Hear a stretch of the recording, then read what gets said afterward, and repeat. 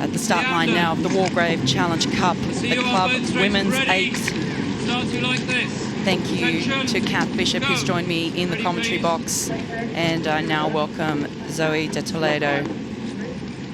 Hello there, Sarah. How are you? It's been a wonderful morning for me and the Aussies, but going well so far as we're away now in the Wargrave Challenge Cup, Thames Rowing Club A and Leander Club. Look at that start there for both these women's 8s. This is a direct repeat of last year's final in the Wargrave. Thames Rowing Club back with 7 of the 9 finalists from last year, so they are going to be looking to put out an early marker against the Leander crew, who are holders in this event. Great start there from both crews. Leander on closest on screen to us, Thames Rowing Club in the Barks station up at the top of the screen. Perhaps with just an early race lead here out of the start. Yeah, it looks like Thames crew had a really aggressive, powerful start there. They just flew out of those first few strokes. And I think, you know, this Leander crew, they're a younger crew, but they've got international experience, under 23s, home internationals. They are a club development crew, but I think we're seeing that sort of cohesive power from Thames, the fact that they've been rowing together for such a long time. That's really put them out to a good start here. Yeah, Thames has looked exceptional all week. They're out here to take this win. Make no mistake, the Wargrave Challenge Cup, they've been eyes on the prize. Brilliant rowing from the crew, absolutely the crew to beat. So we see there now, you can see at the top of your picture that crew from Thames in the white boat with the black blades, just looking like a really long stroke there underwater. These women are all full-time workers. You know, there's a doctor in there, there's a software engineer, a winery project manager. So these women are fitting in 2 sessions a day on top of a 9-to-5 job. But you can see the quality of their rowing. They really have this very long, powerful stroke. We've got some really good athletes in there. Ali Sharp at 4, ex-UL athlete, just getting that really long, powerful movement under the water. Great shot there, looking down the course. Got pretty good conditions here. It's been very testing for these crews all week. Strong headwind conditions, gusty from the qualifiers onwards, but some lovely weather today. Although deceptive, because it is tricky out there. There's still a little bit of breeze on the water, and of course the roll from the pleasure craft moving up and down the course. So always challenging here on the course at Henley. I think Thames have put themselves in a really good position here to manage any rougher water that comes along in the second half of the course. But let's not forget Leander, they are the holders. They won the inaugural race last year. They're not going to be willing to just let this Thames crew go. So I think we need to keep an eye out for them, especially in the second half of the course. Anything can happen, as we know. We've seen it. But dominating this race in the early stages, it is Thames Rowing Club A, looking to reverse the result from last year. In the bow, Amy Gibson, Ruth Taylor in 2, Sarah Carlotti in 3, Annie Sharp in 4, Jordan Cole Hussein in 5, Olivia Rogerson, Christy Davis, the stroke, Jessica Eastwood, coxed by Natalie Kernan. Thames have had a fantastic season this year. You know, they've not been beaten by many crews at all, certainly not crews here from the UK.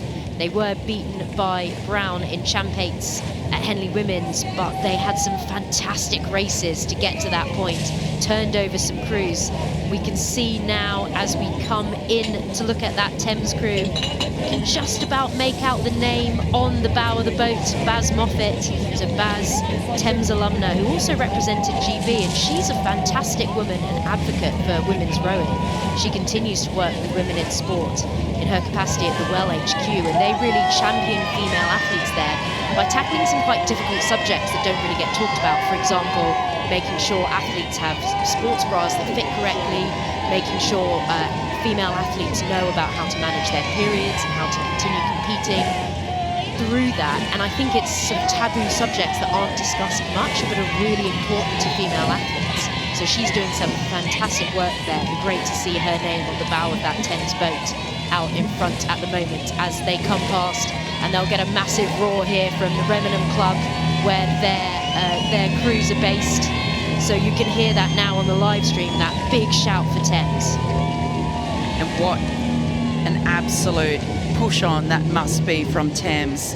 They now have clear water over Leander, but to hear that cheer, I mean, that must be an extraordinary pain right now, and hopefully it just helps to take that pain a little bit easier when you hear your club men and women cheering for you like that coming past the clubs. Yeah, so you come past Remenham and then you go into no man's land, that quiet section there just before you get to the enclosures. And Sunday, always a little bit quieter than the Saturday as well, but it's the die-hard rowing fans who are here on the Sunday, and that's why you get so much noise as you come to the enclosures. Look at this Thames crew. I mean, they have dominated this race really from start to finish. Look at that sweep out either side as we can see down through here. Really fantastic display of rowing here from these club women from Thames. Great shot there, looking along the bow of the Thames crew, currently leading the Wargrave Challenge Cup. Only in its second year, hotly contested event. We saw 3 crews from Australia here, all falling to the wayside through the week. As we move now to the crew from Leander, looking at the bow there of Amy Gibson, in front of her Ruth Taylor. Oh, rather sorry, that's India Summerside, getting my crews mixed up there. Frances Hunt Davis in the 2-seat in front of her. Presumably the daughter of one of our fellow stewards, Ben Hunt Davis. I believe so. Impressive athletes here in this crew from Leander as well.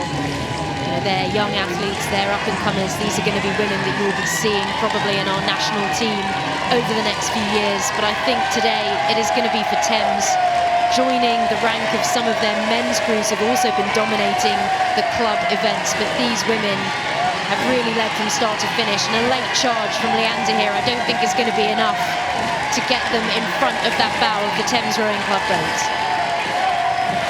You're right, Zoe, it's going to be 2 apiece for Thames. The men taking out the Brit earlier in the day, coming across the line now. It is Thames Rowing Club taking out the Wargrave, making up for last year, defeating Leander. What a dominant row, incredible performance from this crew all week, stepping up day on day. Thames Rowing Club A, victors in the Wargrave Challenge Cup. Natalie, I'll start with you. What an amazing performance. A new course record in this event by 12 seconds. Sorry.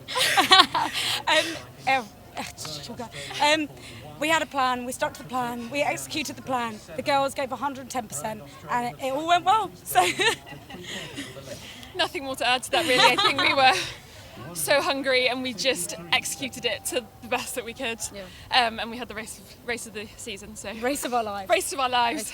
Surprised, you must have known coming in you were fast, you were speedy, but surprised to beat that record by such a margin?